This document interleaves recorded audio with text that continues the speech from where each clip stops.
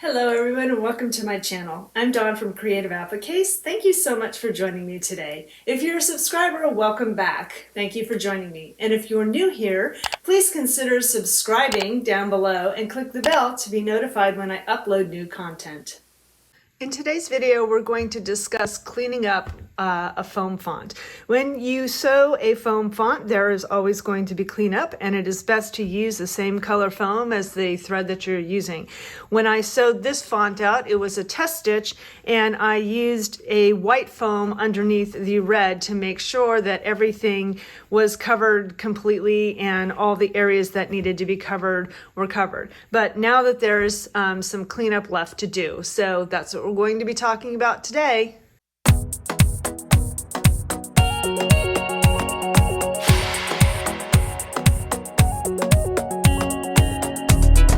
So now let's go through cleaning up at least the one here.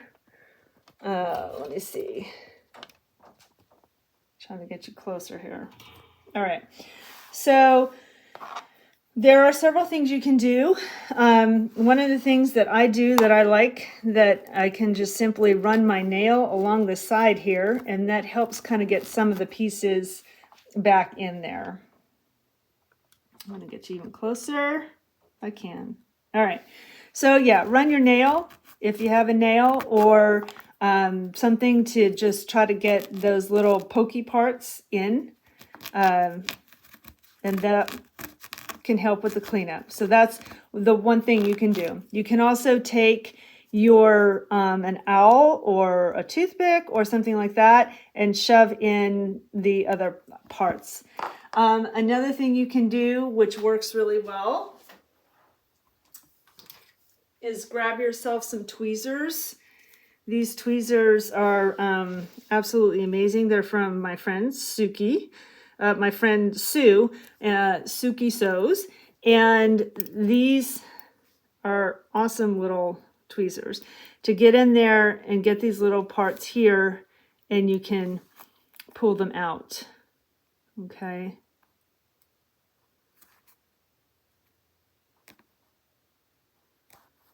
And sometimes I don't really like pulling things out, because when you do, it kind of tends to pull other parts out as well. So that's, I tend to like to push it in or use my nail if I can to get it back in there. I'm not even going to spend time on this one because it's such a hot mess with not having the ends capped.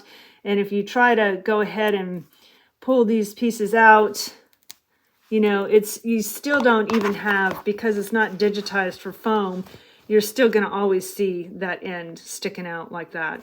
So it's, something to consider, to be aware of when using a font that's not digitized for foam.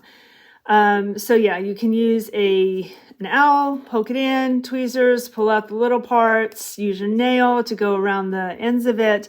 And then the other thing you can do too, which works really well, but you want to be careful, is using a heat gun, or a, what do you call it? Hair dryer also works. The heat gun has a higher heat setting, but you would just want to run it close to the stitching, keep it moving, and you'll see some of the parts just melt away into the stitching. So.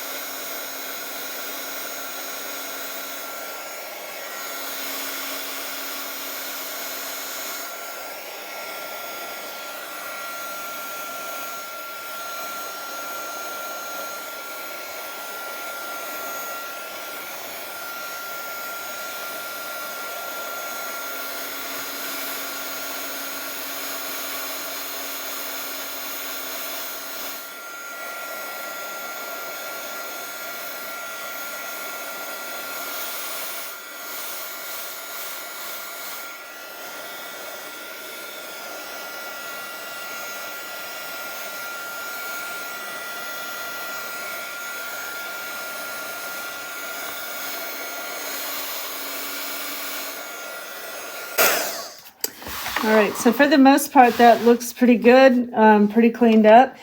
Another thing to also consider is, you don't want to hold the heat gun on there a long time because it can start melting the thread, and you don't want to do that.